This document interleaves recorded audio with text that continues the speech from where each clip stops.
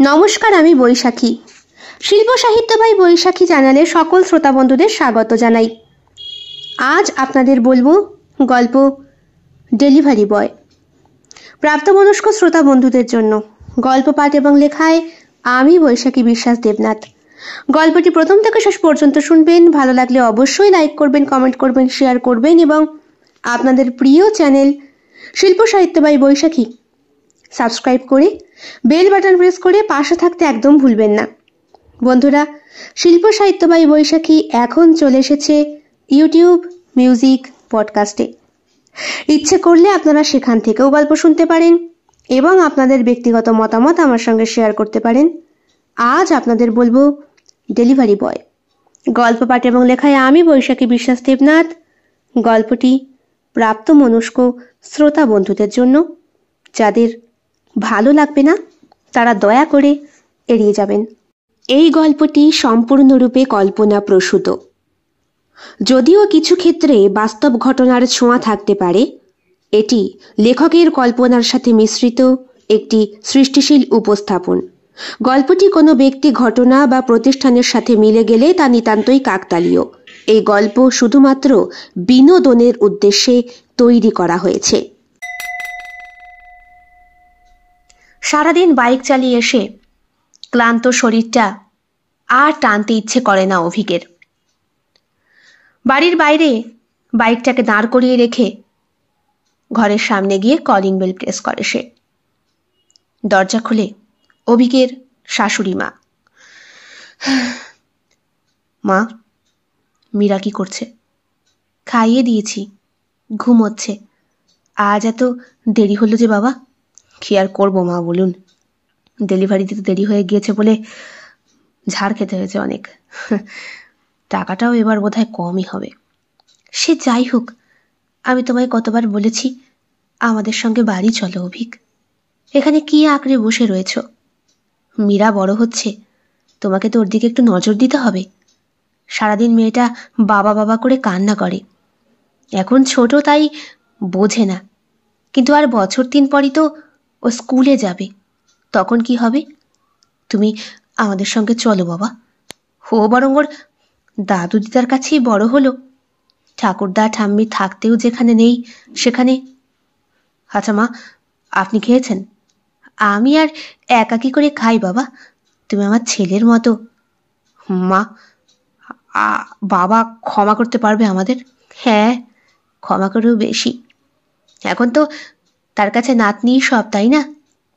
মেয়েটা বেঁচে থাকতে তো আর। চোখে জল চলে এলো অম্বিকা দেবীর।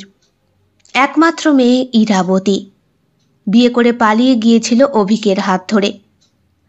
অভিক পাশের বাড়িরই ছেলে।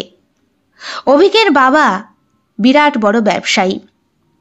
ছেলে MBA পড়াশোনা করে বাড়ি ফিরেছিল, আর তারপরই প্রেম হয়েছিল ইরাবতীর সাথে। ইরার সঙ্গে অভিকের বয়সের তফাৎটা প্রায় বছর 10-এর। ইরা তখন 16 বছরের আর অভিক 26-এর।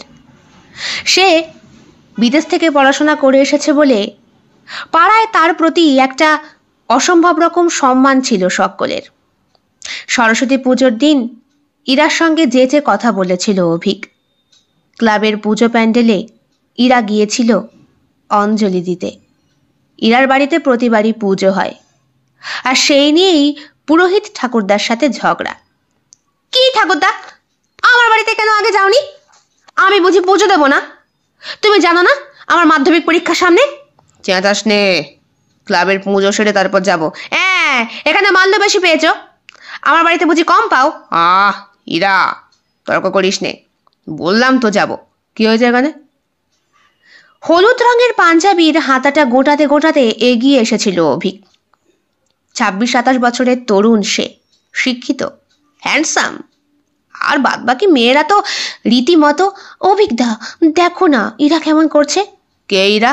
হোমা, তোমার সামনের বাড়ি। চেনো না নাকি? অবশ্য তুমি দেখবে কি করে? তোমার অত বড় বাড়ি, চারিদিকে পাঁচিল, তার উপরে আবার কাঁটা তারের বেড়া। হয়েছে হয়েছে, অনেক পুজো হয়েছে, আর মন্ত্র পড়তে হবে না। আমার বাড়ি চলো, ঠাকুর না খেয়ে রয়েছে। কানসাটে এক চড় মারবো বলেছিলেন ঠাকুরদা, মানে পুরোহিত ঠাকুরদা। তুমি আমাকে বকতে পারো না কিন্তু। দেখো, আমি দক্ষিণা তোমাকে অনেক বেশি দিই। হ্যাঁ, ওরা তোমাকে 50 টাকা দেয়, আমি তোমাকে 51 টাকা দিই। হেসে উঠেছিল অভিক। কি হচ্ছে এখানে? আর বলো কেন দাদা, এ দেখো কি করছে। ছোটবেলা থেকে নাতনির মতো বড় করেছি বলে আমার মাথায় উঠে নাচে। মন্ত্রপাঠ করতে দেবে না, ও বয়কট ডাকছে। ওর বাড়ি আগে পুজো করতে হবে। কেন তোমার বাড়ি আগে পুজো করবে কেন? তাছাড়া সরস্বতী মা তো সবার, তাই না? এইখানে পুজো হলে তোমার বাড়িতেও পুজো হয়ে যাবে। বারে, আমার বাড়িতে পুজো হয়ে যাবে? ঠাকুরদা চলো কিন্তু, তুমি যজ্ঞ করবে, যজ্ঞের ফোঁটা পড়বো, না হলে আমার হয় না। যজ্ঞ তো এখানেও করবো। হ্যাঁ, তুমি কি বলছো? আমি সারাদিন না খেয়ে থাকি, জানো তো মা কত বকাবকি করে। তবুও তা না খেয়ে কেন আছিস? মা সরস্বতী কি দেখতে পাচ্ছে তুই খেয়ে আছিস কি না খেয়ে? পাপ হবে, পাপ হবে, খুব পাপ হবে। মাধ্যমিক পরীক্ষা, এবার যদি ফেল করি বাবা আমায় দেবে। টেস্টে তো ভালো রেজাল্ট হয়নি। ওসব কথা কেন বলছো ঠাকুরের সামনে? ঠাকুর সব জানে। তুমি চলো দেখি। না, ঠাকুর মশাই পুজো না করে যাবে না। বললেই হলো, মগের মূল্যটা কি? আর তুমি কথাকার কে হরিদাস? আমি হরিদাস না হতে পারি, তবে অভিক। অভিক? সেটা আবার কে? তোমার বাড়ির সামনেই নাকি আমার বাড়ি, ওই বড় বাড়িটা, পাঁচিল দিয়ে ঘেরা, যার চারদিকে কাঁটা তারের বেড়া। এই, তুই ওকে চিনিস না? কথাটা বলেছিল পূজা। কেউ? তোর পাশের বাড়ি। আরে বিদেশ থেকে পড়াশোনা করে ফিরেছে। ও, যার বাড়ির পাঁচিলের গেটের সামনে দাঁড়িয়ে তোরা ললিপপ খাস? ও, তোর মাথায় আর বুদ্ধি হবে না ইরা, তুই যাচ্ছে তাই। বান্ধবীরা ঈষৎ অভিমান করে বলেছিল কথাটা। তখনই প্রথম অভিকের সঙ্গে ইরার আলাপ। এরপরে পুরোহিত ঠাকুর মশাই 1 ঘন্টা ধরে পুজো করেছিল। কি যে মন্ত্র পড়েছিল, পেটে যে গড় গড় করে ডাকছে শব্দটা শুনতে পেয়েছিল অভিক। ইরাকে বলেছিল, খিদে পেয়েছে তখন একটু খেয়েই নাও, এনে কত কি রয়েছে, রসগোল্লা রয়েছে, রাবড়ি রয়েছে, মালপোয়া রয়েছে। আমাকে আর লোভ দেখিও না, একেই আমার মিষ্টির প্রতি যথেষ্ট দুর্বলতা, তারপরে এই ঠাকুরদা দেরি করে ফেলছে। আর যাক না, এবার আর 51 টাকাও দেব না। কত দেবে? 49। বলে হেসেছিল অভিক। রাগ হয়ে গিয়েছিল আরও ইরার। এরপরে পুরোহিত ঠাকুর মশাইকে হাত ধরে টানতে টানতে নিয়ে গিয়েছিল ওর বাড়িতে। চটি ছিঁড়ে গিয়েছিল বেচারা ঠাকুর মশাইয়ের। আরে আমার জুতো জোড়া রাখো তুমি, আমি কিনে দেবো, চলো। তোর 51 টাকায় আমার জুতো হবে? হা হা, এইভাবে কেউ ধরে নিয়ে আসে বয়স্ক মানুষটাকে? মারবটা নে এক চড়, বলেছিলেন অম্বিকা দেবী, অর্থাৎ ইরাবতীর মা। মেয়েকে মারবে মানে? তাছাড়া ওনারই তো দোষ। তা আপনি দেরি করলেন কেন বলুন তো? আরে তোমরা কেন বোঝো না, ক্লাবের ছেলেপেলেরা ধরেছে তাই ওদের বাড়িতে তাড়াতাড়ি করতে হলো। এসেছি তো, মা রাগ করবেন না, আজকে সারাদিন পুজোর টাইম। ঠিক আছে, কই দেখি পুজোর জোগাড় যন্ত্র। বাহ, মায়ের মুখখানা ভারী মিষ্টি, আমার নাতনির মতো হয়েছে। দেখো তো, গায়ের রংটা মায়েরও বেশ নাতনির মতোই, একেবারে মানানসই হয়েছে অনেক। এবার তুমি তাড়াতাড়ি মন্ত্রপাঠ শুরু করো, খিদেতে পেটে হাতে জাম চলে এলো আমার।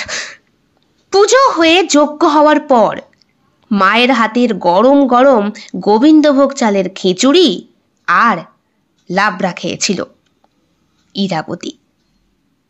ওই সেই দিনই বিকেলবেলা পাড়ার ক্লাবে প্রতিযোগিতা হয়েছিল।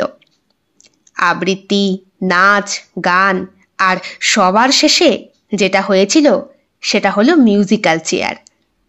ইরাবতী কোনো কিছুতেই নাম দেয়নি। মা সরস্বতীর কৃপায় ওই নাচ আর গান, এই দুটো থেকে সে ছোটবেলা থেকেই নিজেকে সরিয়ে রাখে। মা গান শেখার জন্য মাস্টার দিয়েছিলেন, কিন্তু যখনই মাস্টার মশাই গান শেখাতে আসতেন তখনই বেচারি ইরা দৌড় মারত বাড়ি থেকে। মাস্টারের ওই মোটা মোটা গোপ আর ইয়া বড় ভুঁড়ি দেখে নাকি গায়ক মনেই হয় না।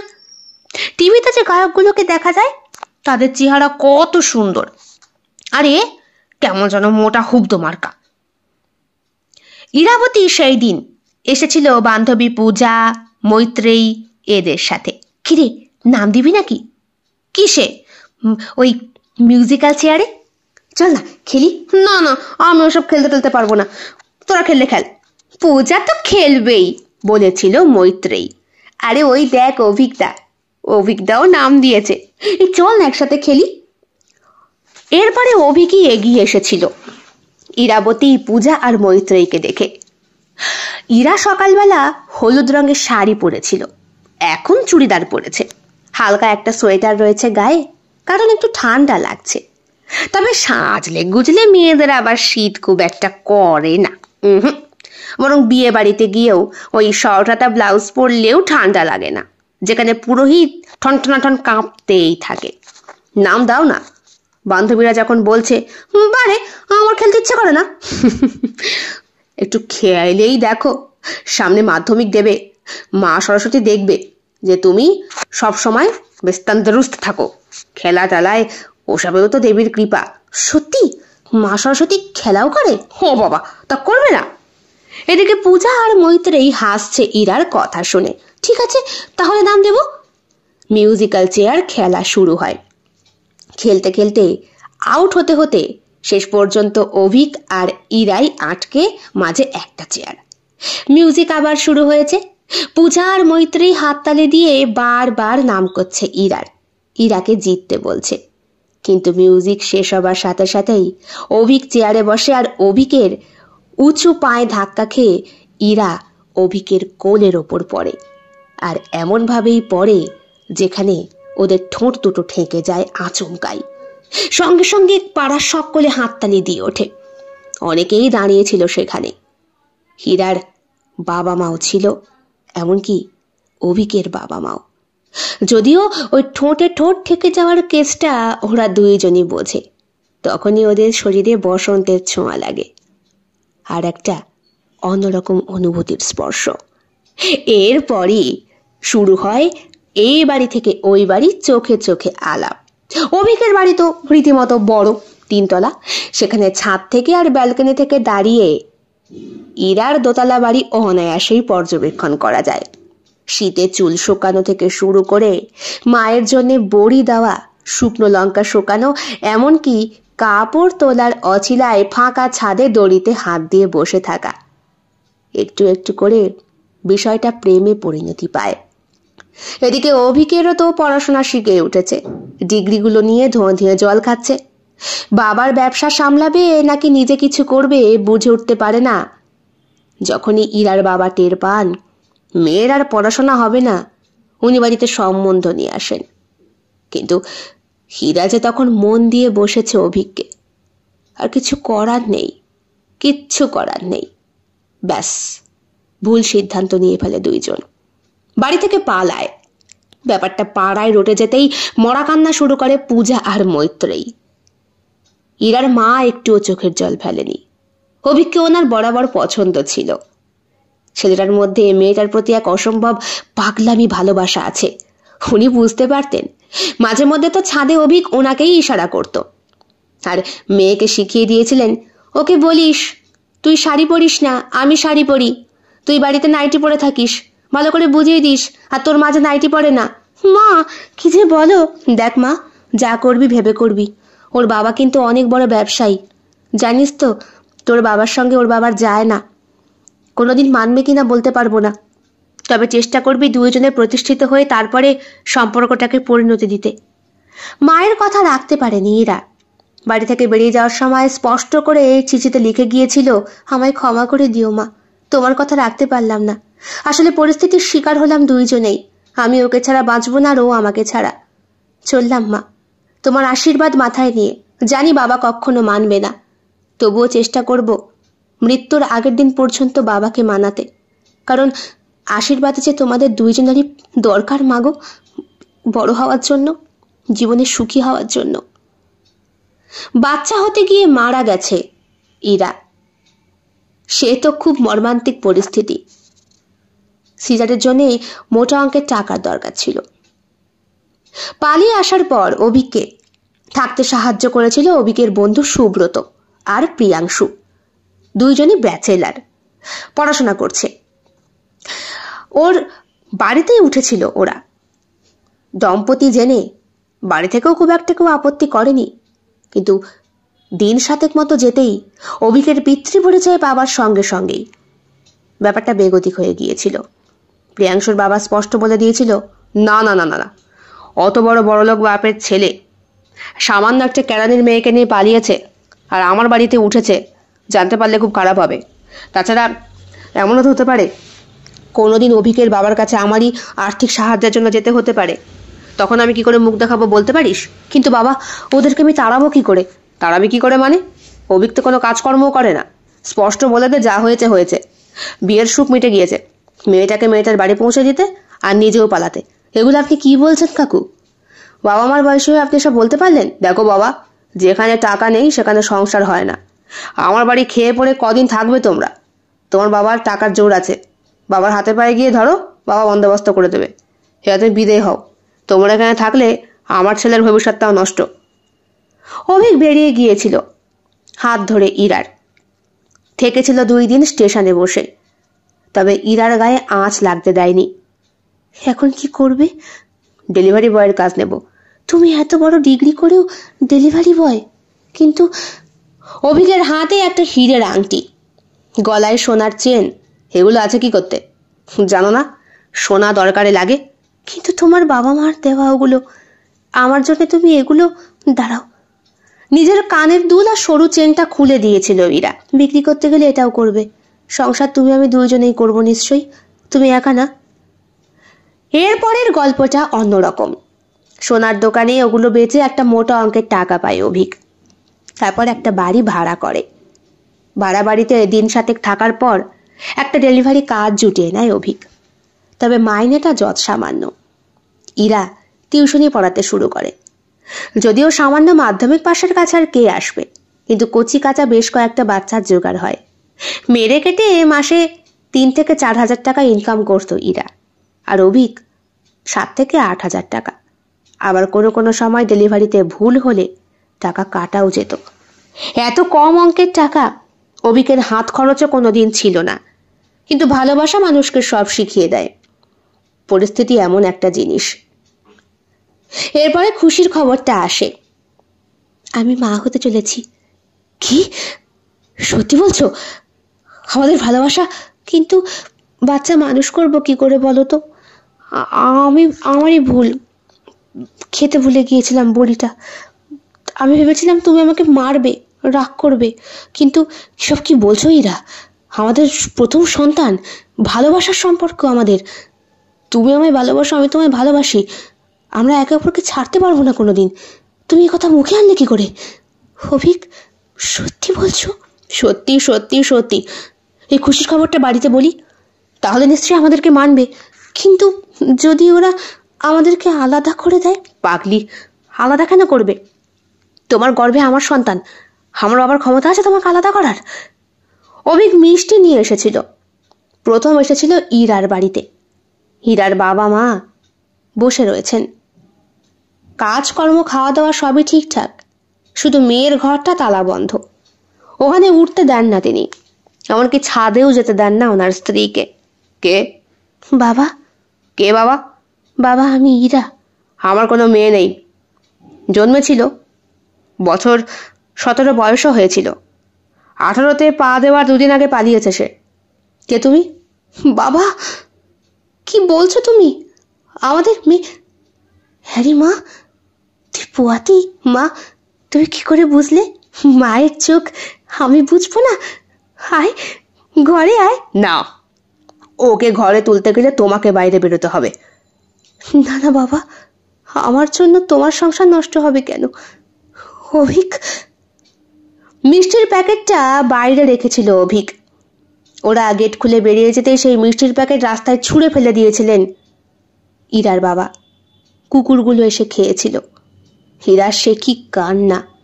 অভিক বলেছিল, থাক, আমার বাড়ি গিয়েও আর লাভ নেই, ওখানে আমাকেও কেউ মানবে না। আমরা কি অন্যায় করেছি বলো তো? আমাদের এত বড় পাপের শাস্তি পেতে হচ্ছে। কিচ্ছু অন্যায় করিনি, আমরা এইভাবেই বড় হব, 2 জনে একসাথে। তুমি একদম চোখের জল ফেলবে না। 5 মাসের সময়ে যন্ত্রণা উঠেছিল ইরার। ডাক্তারের কাছে নিয়ে যেতে হয়েছিল সঙ্গে সঙ্গে। ডাক্তার হাসপাতালে ভর্তি করবার জন্য লিখে দিয়েছিলেন। অভিকের তখন হাত টান। সাহায্য করেছিল প্রিয়াংশু। এবং সুব্রত। দেখ আমরা আছি কি করতে বলতো, তোর এরকম অবস্থা বলিসনি কেন? আর বৌদি প্রেগনেন্ট, এটা তো ভালো খবর। কিন্তু কিন্তু ভাই দেখ, কিচ্ছু হবে না। আমি শুনেছি এরকম নাকি হয়, প্রথম বাচ্চা তো, ধর গর্ভাশয়টা বাড়ে তো, এই জন্য মাঝে মধ্যে ব্যথা হতে পারে, তাই তুই ভয় পাস না। তাই হয়েছিল।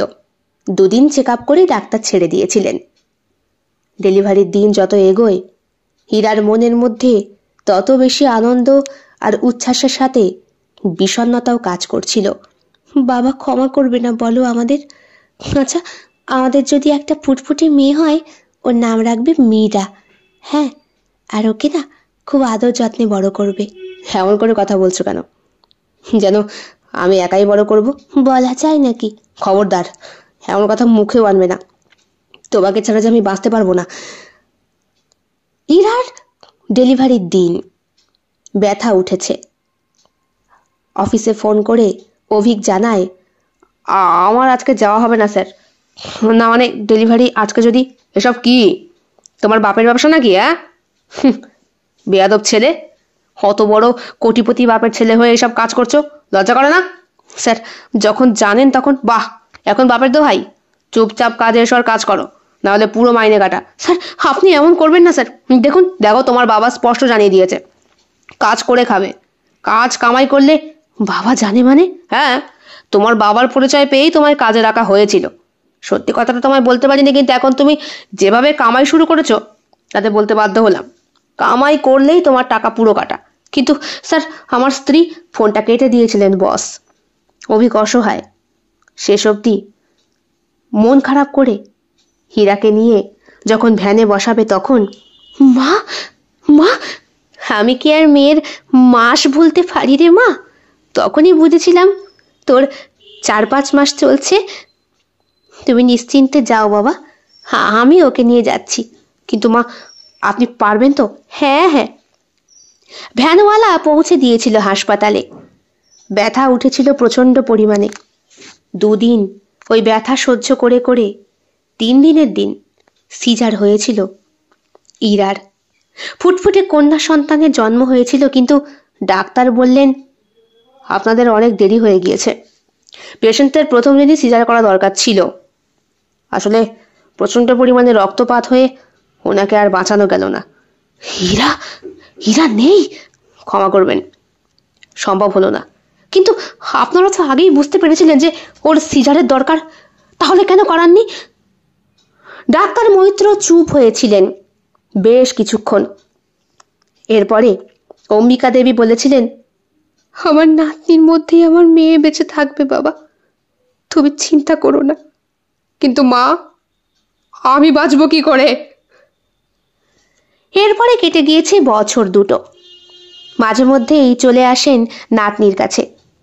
যখন অম্বিকা দেবী থাকেন না, তখন পাশের বাড়ির এক জেঠিমার কাছে মেয়েটাকে রেখে যায় অভিক। মোটামুটি ভালোই টাকা এখন গুছিয়েছে সে। ওই ডেলিভারি কোম্পানিটা ছেড়ে অন্য একটা কোম্পানিতে জয়েন করেছে। হাড় ভাঙা খাটুনি, তবুও কিছুটা তো আরাম পাওয়া যায়। ঘরে এসে মেয়ের মুখের দিকে তাকিয়ে সমস্ত খাটুনি ভুলে যায় অভিক। মেয়েকে বুকের মাঝখানে জড়িয়ে উষ্ণ কম্বলের মধ্যে নিয়ে ঘুমো এসে, যেন পুতুল নিয়ে ঘুমোচ্ছে। মাঝে মধ্যেই মনে হয় কম্বলের ভেতর থেকে আরো 2 হাত অভিককে জড়িয়ে রাখে। শুধু জড়িয়েই রাখে না, পাগলের মতো অভিককে চুমু পর্যন্ত খায়। কিন্তু হাত বাড়িয়ে অভিক সেটাকে ছুঁতে পারে না। মা, আজকে কি আপনি থাকবেন? হ্যাঁ, আজকে থাকবো। আজ তো আমার হীরার জন্মদিন ছিল, তাই ওর ফটোর সামনে না হয়। মা, আজ আমার ফিরতে একটু দেরি হতে পারে। কেন বাবা, আজ খুব জরুরি দরকার বুঝি? না আসলে আজকে ডেলিভারি দিতে আউট অফ স্টেশন যেতে হতে পারে, তাই মীরার যাবতীয় কিছু কিন্তু আমি গুছিয়ে রেখে গেছি। হ্যাঁ, ওর ওষুধপত্র সব আছে, আপনি চিন্তা করবেন না। বলেছি না, মেয়েকে হারানোর পরে তোমার শ্বশুরের টনক নড়েছে। সব গুছিয়ে আমার কাছে টাকা গচ্ছিত করে পাঠিয়ে দিয়েছে। এমনকি নাতনির জন্য ঘর ভর্তি খেলনা অবধি রেডি। তুমি শুধু চলো বাবা। না, তা হয় না মা। বেঁচে থাকতে ইরা ওই বাড়ি যেতে পারেনি। আপনি জানেন, ডেলিভারির আগের দিন পর্যন্ত আপনাদের কথা বলেছে। বলতো বাবা কেন মেনে নিল না, মেয়ে হলে যেন আমি তাকে মনের মতো করে বড় করি। আমি আমি ওসব ভুলতে পারবো না মা, ভুলতে পারবো না, আমি পারবো না, আমায় ক্ষমা করে দেবেন। অভিকের কথা শুনে চোখ দুটো ভিজে ওঠে অম্বিকা দেবীর। সত্যিই তো, মেয়েটা কতটা ভেতরে ভেতরে কষ্ট পেয়ে মরেছে। হয়তো বাবা মার অমন ব্যবহারও সন্তানের মৃত্যুর জন্য দায়ী। অন্তত অম্বিকা দেবী এখন মনে মনে নিজের স্বামীকে কম দোষারোপ করেন না। আবার এটাও চিরন্তন সত্য যে ওনার স্বামী ওনার বেঁচে থাকার মাধ্যম। নাতনিটা কেঁদে ওঠে, তাকে কোলে নেয়। অভিক বলে, আমি আসি মা, একটু দেরি হবে। আপনি কিন্তু খেয়ে দিয়ে শুয়ে পড়বেন। হ্যাঁ, আমি এসে আপনাকে ফোন করবো খুনি, তারপর দরজা খুলবেন। আসলে দিনকাল খুব একটা ভালো না তো, তাই। তুমি একদম চিন্তা করো না বাবা, তুমি সাবধানে যেও। আর এই যে আমার রক্ষা কবচ আছে তো, আমার কিচ্ছু হবে না। হ্যাঁ মা, ঠিক বলেছেন, একদম ঠিক বলেছেন। অভিক বেরিয়ে যায়। দরজাটা ভেতর থেকে বন্ধ করে নেয় অম্বিকা দেবী। তারপর নাতনির সাথে খেলা শুরু করেন। অভিকের আজকে অনেকগুলো ডেলিভারি আছে। জিনিসপত্র গুছিয়ে গেছি, অফিস থেকে বেরোয় তখন বাজে বেলা 1টা। একবার শাশুড়িমাকে ফোন করেছে সে। শাশুড়িমা বললেন, পায়েস করেছি একটু, মেয়েটার ছবির সামনে দিলাম, তোমার জন্য রেখেছি, তুমি এসে খেও কেমন। হ্যাঁ মা, নিশ্চয়ই। অভিক ফোন রেখে দেয়। তারপরে বাইক চালিয়ে বেরিয়ে পড়ে আউট অফ স্টেশন ওই শহরের উদ্দেশ্যে। আজ ওখানে বেশ কয়েকটা ডেলিভারি আছে। কখন থেকে ফোন করছি, আপনার ফোনটা ব্যস্ত বলছে। সরি ম্যাডাম, আসলে বাড়িতে থাকুন, রাখুন আপনার বাড়ি। আমার ডেলিভারি কখন দেবেন? এই তো চলে এসছি আমি। আপনার লোকেশনটা তো আমি দিয়েই দিয়েছি, এরপরেও আপনি খুঁজে পাচ্ছেন না। দেখুন ম্যাডাম, বললাম তো, দেখুন আপনাদের কোনো এক্সকিউজ শোনার জন্য নিশ্চয়ই আপনাদেরকে কোম্পানিতে রাখা হয়নি। আপনাদেরকে কোম্পানিতে রাখা হয়েছে আমাদের সেবা করবার জন্য, আমরা সঠিক টাইমে জিনিসটা পাবো কিনা সেটা দেখার জন্য। আপনি কিন্তু ভুলে যাচ্ছেন যে আমি কিন্তু আপনাকে 5 স্টার দেব না, কেমন, 1 স্টার দেব। রাগ হয় অভিকের, সেও ফোনটা কেটে দেয়। কেটে দিল, কি অসভ্য, মজা আসুক। এমন কাস্টমার অভিক বহু দেখেছে, এও আর এক নমুনা হয়তো। ঠিকানা অনুযায়ী গিয়ে দরজার কলিং বেল প্রেস করে অভিক। দরজাটা খুলতেই অভিক অর্ডারটা হাতে ধরিয়ে দেয়। অর্ডার হাতে নিয়ে ডেলিভারি বয়ের মুখের দিকে তাকায় পূজা। আরে অভিক দানা। এইবার অভিকও তাকায় তার দিকে। কে? আমি পূজা। আরে ওই যে ম্যাডাম, আপনার রেটিংটা দিয়ে দেবেন, আর আমার টাকাটা। ও হ্যাঁ, 1 সেকেন্ড। অনলাইনে পেমেন্ট করে পূজা। এমন সময় পেছন দিক থেকে, কে? হ্যাঁ রে, এই যে ওই মানে ওই ডেলিভারি। ও ঠিক আছে, ভেতরে এসো। হ্যাঁ আসছি। অভিকদা, তুমি মানে, আমার ফোন নাম্বার আছে। এইটুকু বলে অভিক বেরিয়ে যায়। পূজার মুখটা কালো হয়ে গিয়েছে। কার সাথে কথা বলছিলে? ওই ডেলিভারি। ঠাস করে একটা চড় জোটে স্বামীর কাছ থেকে। তুমি আমায় মারলে? তাছাড়া কি করব? পুজো, ডেলিভারি বয়ের সঙ্গেও বুঝি ফুষ্টি নষ্টি মারা হচ্ছে? আমি যখন বাড়ি থাকি না তখন এইগুলোই ছেঁড়া হয়, তাই না? এগুলো কি বলছো? বাপন শুনতে পাবে। পাক, ওর মা কত বড় ছেনাল দেখতে পাক। অসভ্য মেয়ে ছেলে, ঠাঁটিয়ে চড় মেরে সব কটা দাঁত ফেলে দেবো। দেখি, ঠান্ডা হয়ে গেছে খাবারটা। ওই শুয়োরটাকে খবরদার রেটিংয়ে কিন্তু 5 স্টার দেবে না, 1 স্টার দেবে, কেমন? 1 স্টার। ঘাড় নেড়ে হ্যাঁ বলে পূজা। ঠকঠক করে কাঁপছে। ওর ছেলেটা দাঁড়িয়ে রয়েছে, সেও ওই ইরার মেয়ের বয়সী, তবে কিছু কিছু তো বোঝে সে। এসো বাপন, আমরা খাবো। ওইটুকু ছেলেকে তুমি বাইরের খাবার খাওয়াবে? সব রকম অভ্যাস করতে হবে। তাছাড়া ডাক্তারটা কে, তুমি না আমি? পালের কথা বলে। কিছু আর বলে না পূজা, কাঁদতে কাঁদতে নিজের বেডরুমে চলে যায়। ফোন নাম্বারটা তখনও হাতে ধরা, ডেলিভারি রিসিপ্টটা রয়েছে। একটা ফোন করবে, একটু কথা বলবে। কতদিন ইরার খোঁজ নেওয়া হয় না। হীরা সেই যে পালিয়ে গেল, তারপরে পূজারও বিয়ে হয়ে গিয়েছিল। কে জানে কে কেমন আছে। রাত বাড়তেই বাড়ি ফিরে আসে অভিক। স্নান সেরে মেয়ের ঘরে যায়। ছোট্ট মেয়েটা একটা পুতুল জড়িয়ে ধরে ঘুমোচ্ছে। দেয়ালে বড় করে ইরার ছবি। তাতে মালা পরাতে পছন্দ করে না অভিক। শাশুড়ি মা পরিয়েছিলেন, অভিক বলেছে মালা পরাবেন না মা, ও আমার এখানে থাকে, এখানে বলে নিজের মনটাকে দেখিয়েছিল, সে হৃদয়টাকে দেখিয়েছিল। এখান থেকে ওকে কেউ ছিনিয়ে নিতে পারবে না, আর এখানে ওরই বাস, আর কারো অধিকার হবে না। আবার এই দেহ মন সবটা আমার ইরার, আর এখন আমার মেয়ের। আমার মেয়েকে আমি পরম যত্নে বড় করব। আমার বার্ধক্য পর্যন্ত আমি যতটুকু পারি মেয়ের প্রতি কর্তব্য করেই যাব, আর মেয়েকে আমি কোনোদিন কোনো কিছুর অভাব বুঝতে দেবো না। আর আমার মেয়ের পাশে যদি কোনো ছেলে আসে তবে, বলে নিজেই চুপ সে।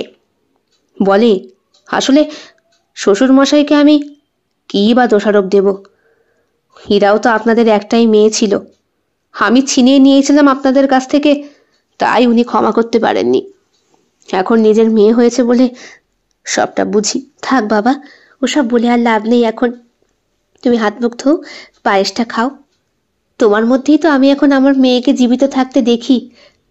আমি অন্তত মরা পর্যন্ত এটুকু দেখে যেতে চাই যে তোমরা শ্বশুর আর জামাই একটু ভালো সম্পর্কে আছো। রাতে মেয়েকে জড়িয়ে ধরে শুয়ে পড়ে অভিক।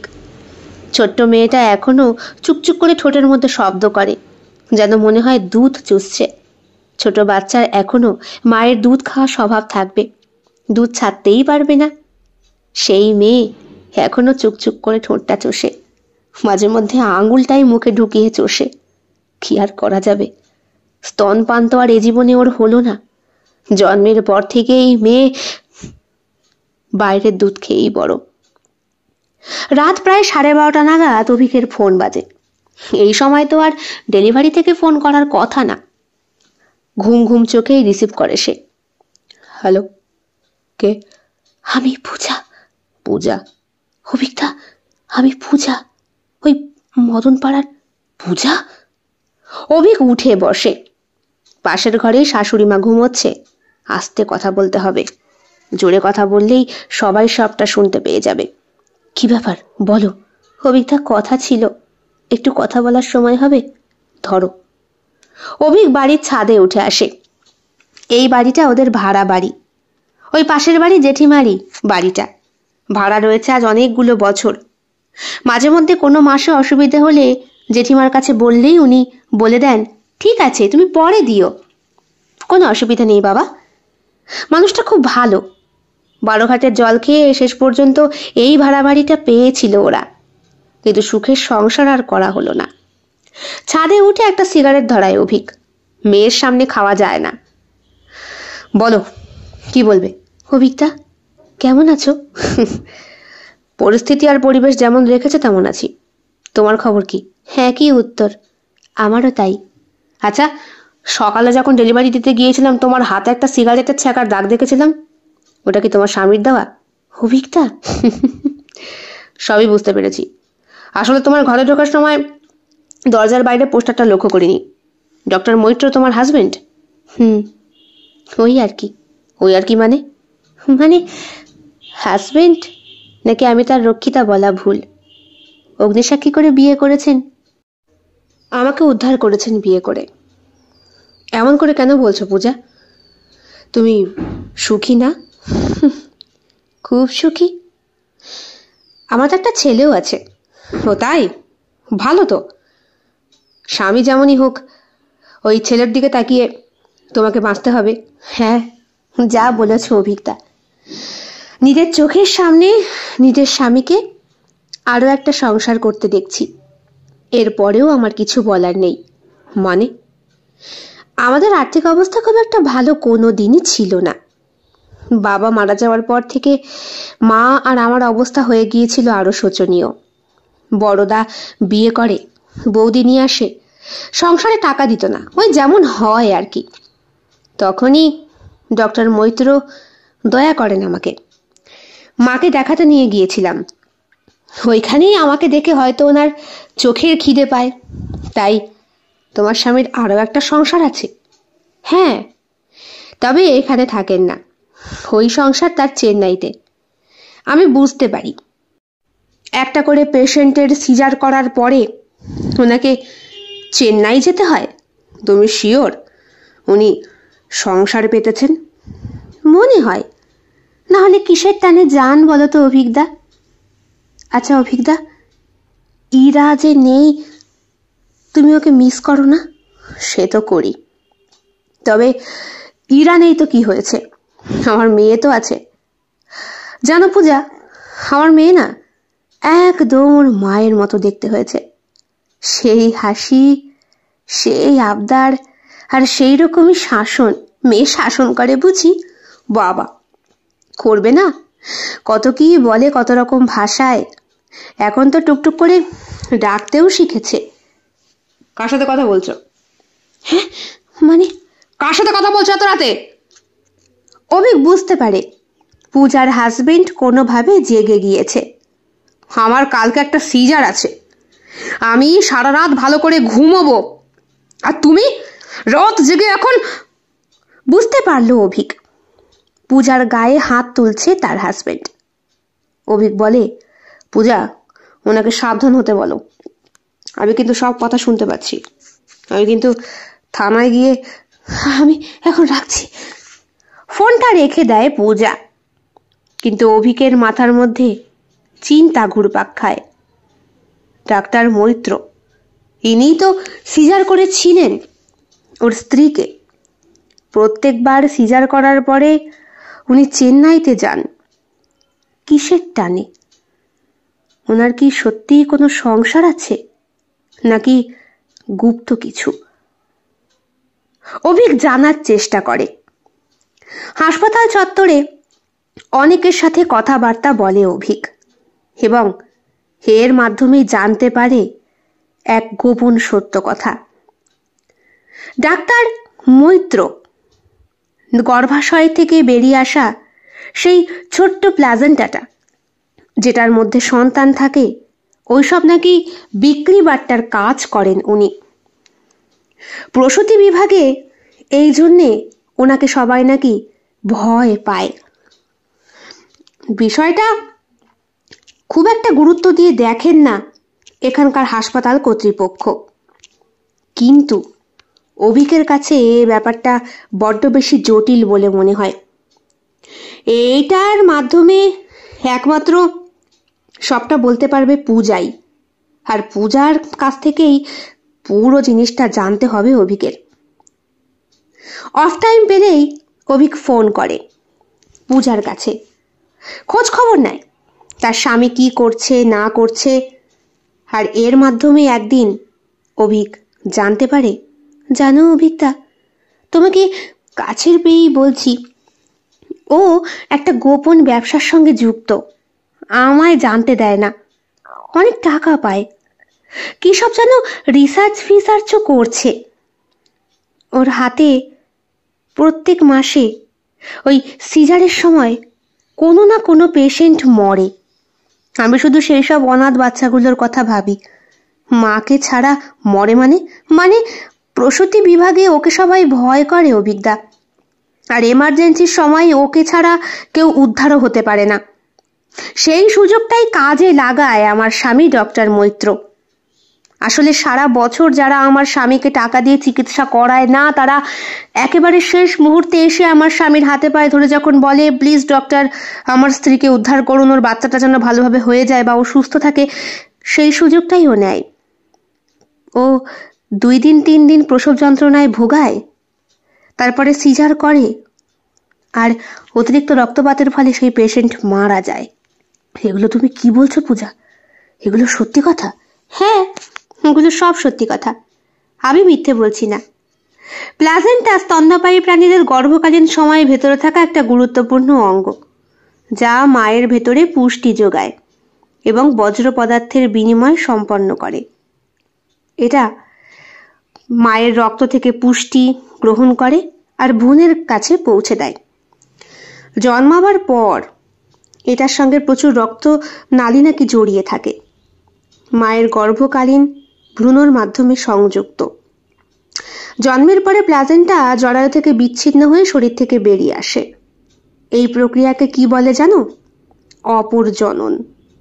জরায়ুর নিচের দিকে থাকে, জরায়ুর মুখ ঢেকে দেয়, যা প্রসবের সময় জটিলতা সৃষ্টি করে। যেখানে প্লাজেন্টা জরায়ুর দেয়াল থেকে আগেই আলাদা হয়ে যায়, যা মা এবং ভ্রূণের জন্য বিপজ্জনক হতে পারে।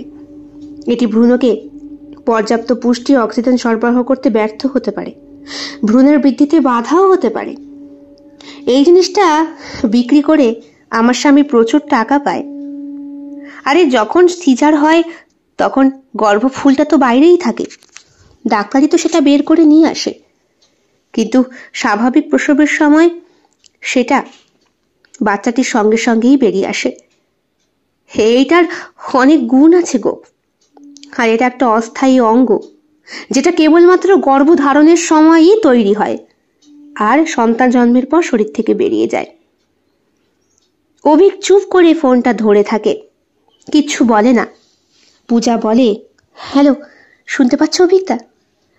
তোমাকে বরাবরই ভালো লাগতো আমার, কিন্তু তুমি ইরাকে নিয়ে চলে গেলে তারপরেও আমার কোনো দুঃখ হয়নি। কিন্তু দুঃখ তখন হলো যখন জানতে পারলাম যে ইরা আর নেই। অভিকদা, অভিকদা, অভিকদা, কথা বলছো না কেন? পূজা, হ্যাঁ, আমার সাথে পালাবে? হ্যাঁ, এগুলো কি বলছো অভিকদা? তুমি তো খুব ভালোবাসতে ইরাকে। হ্যাঁ, ইরাকে আমি আজও ভালোবাসি, খুব ভালোবাসি, খুব। কিন্তু কিন্তু কি অভিকদা, বলো কি? পালাবে আমার সাথে? আসলে আমার সন্তানের একটা মায়ের দরকার। তুমি তো তোমার বান্ধবীকে চিনতে, তুমি আমাকেও চেনো। অভিকের মুখে কথাটা শুনে চোখে জল চলে আসে পূজার। সে বলে, পালাবো? আমি সত্যি মুক্তি পাবো? সত্যি বলছো? কিন্তু আমার ছেলেটা? ছেলেকে নিয়ে কি হবে পূজা? সে তো তোমার স্বামীরই অংশ, সেও ঠিক ওই রকমই হবে। তুমি আমার সঙ্গে চলে এসো। আচ্ছা শোনো, আমি আমি তোমার বাড়ি ডেলিভারি করতেই যাব, আর তুমি সেই সময় আমায় কি করতে হবে বলো? কি করতে হবে আমাকে? শিখিয়ে দেয় অভিক। পূজা কাঁপছে তখন ঠকঠক করে। ফোনটা রাখার সাথে সাথেই অভিক পিছন ঘুরে তাকায়। শাশুড়ি মা মেয়েটাকে কোলে নিয়ে এসে দাঁড়িয়েছেন। তুমি এত রাতে কার সাথে কথা বলছো বাবা? যদিও আমি জানি সারা জীবন মানুষ একা একা থাকতে পারে না, সঙ্গীত দরকার হয়। তুমি যদি মিরাজ দেখাশোনা করতে না পারো তবে আমি ওকে। না মা, আপনি আমায় ভুল ভাবছেন। আমি ইরাকে আজও ভালোবাসি, আর একটা ছোট্ট কাজ শুধু আমার বাকি আছে। আপনি আমায় কথা দিন, আমার কিছু হয়ে গেলে মীরার সব দায়িত্ব আপনি আর বাবা নেবেন। এসব তুমি কি বলছো অভিক? তোমার কেন কিছু হবে? হবে, হয়তো খুব শিগগিরই হবে। আর যদি ঠিক মতো ফিরে আসতে পারি তাহলে মেয়েকে নিয়ে আমি চিরদিনের জন্য হীরার স্মৃতি বুকে বহন করে এই শহর ত্যাগ করব। তুমি এখন কোথায় যাচ্ছ? দরকার আছে মা। কিন্তু এত রাতে ডেলিভারি? হ্যাঁ আছে দরকার। মেয়েকে কোলে নিয়ে চুমু খেয়ে বাইকটা নিয়ে অভিক বেরিয়ে যায়। শাশুড়ি মা অম্বিকা হাঁ করে তাকিয়ে থাকেন ওর দিকে। ছেলেটা কিছু একটা বিপদ ঘটাবে ওনার মনের ভেতরে সন্দেহ হয়। শোনো, অভিক কিছু একটা ভুল করতে চলেছে, তুমি একটু ওকে দেখবে? হ্যাঁ, ও ঠিকানাটা আমাকে বলেনি, তবে ওর বাইকের নাম্বারটা আমি খাতায় নোট করে রাখি সব সময়, তুমি লিখে নাও। পূজার ফ্ল্যাটের সামনে এসে দাঁড়িয়েছে অভিক। ফ্ল্যাটে কলিং বেল বাজার সঙ্গে সঙ্গেই ঘড়ির দিকে একবার তাকিয়ে দেখে ডক্টর মৈত্র। এত রাতে? তুমি এত রাতে ডেলিভারি কি আনতে পাঠিয়েছ? ওই আমার দরকারি একটা জিনিস, ওই প্রয়োজনীয়, আসলে ওই মান্থলির ওই জিনিস। ও, ওই নোংরা জিনিস? ওইসব তুমি ডেলিভারিও করাচ্ছ আজকাল? ওটা তো মলিকে বললেই এনে দিত। মলি বাড়ির কাজের লোকটা। পূজা বলে, না শেষ হয়ে গিয়েছিল আর কি। হ্যাঁ ঠিক আছে ঠিক আছে, দরজাটা খোলো, আমি এখন ধ্যানে বসেছি, ডিস্টার্ব করো না। ঘুমানোর আগে এগুলো আমায় করতে হয়। হ্যাঁ ঠিক আছে। পূজা দরজা খোলে। অভিক ওকে চোখের ইশারা করে। পূজা বলে, হ্যাঁ ধ্যানে বসেছে, তুমি পেছন দিক থেকে ওকে যা খুশি করতে পারো। তুমি কথা দিচ্ছ তো? ঘরে কেউ নেই? ঘরে আমার ছেলেটা আছে, ও খুব বাবা নেওটা। তাহলে কোনো অসুবিধে হবে না, ওকে আমি আটকে রাখছি, তুমি যাও। অভিক আস্তে করে ডক্টর মৈত্রর ঘরে ঢোকে। পূজা পেছন দিক থেকে দরজাটা ভাজিয়ে দেয়। ছেলের ঘরে ছেলের কাছে চলে যায়। আপাতত ফ্ল্যাটে কেউ নেই। অভিক পেছন দিক থেকে গিয়ে গলাটা বেল্ট দিয়ে চেপে ধরে ডক্টর মৈত্রর। ডক্টর মৈত্র অনেকক্ষণ দাপাদাপি করে।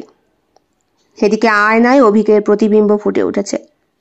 অভিক নিজেই দেখতে পাচ্ছে সে একটা খুনি, খুন করছে ডক্টর মৈত্রকে।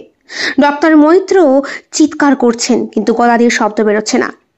অভিক বলে, নোংরা ডাক্তার, নোংরা ব্যবসা, বল বল আমার বউটাকে কেন মারলি, ইরাকে কেন মেরেছিস, বল তুই এই কাজ করে কি পাস? আমার মেয়েটাকে মা থেকে বঞ্চিত করেছিস কেন? কেন? তোমার তোমার বাবা বাবা এইটুকুই শুধু বেরোলো ওনার গলা থেকে। অভিক বুঝতে পারল শস্যের মধ্যেই ভূত লুকিয়ে রয়েছে। অভিকের বাবাই ইরাকে জীবন থেকে সরানোর জন্যে ডক্টর মৈত্রকে সুপারিশ দিয়েছিলেন। ডক্টর মৈত্র এমনিতেই ওইসব কাজ করতেন, কিন্তু সেই মাসের সব থেকে বেস্ট পেশেন্ট হিসাবে নামটা ইরারই উঠেছিল। এবং ডেলিভারির চরম মুহূর্তে এসে ইরাকে নিজের হাতে খুন করতে এতটুকু অসুবিধা হয়নি ডক্টর মৈত্রর। বেল্ট গলা থেকে খুলে নেয় অভিক। ডক্টর মৈত্র তখন মৃত, কিন্তু দরজাটা বাইরে থেকে বন্ধ।